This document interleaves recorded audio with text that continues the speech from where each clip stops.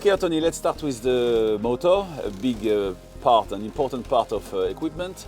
Motors keep you safe, motors brings you home, so they are important.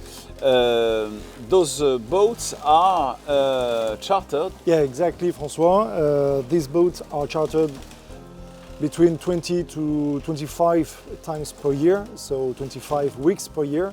And before and after each charter, we inspect the engine, all the important parts, either with the client or the owner, or after we are alone and we check everything.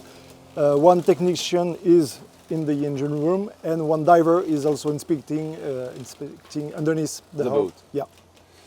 Okay, and I've also been told that during this special phase-out procedure, there is a kind of dedicated checklist regarding engine room. Shall we have a look, a detailed look? Yeah, of course, we will have a look.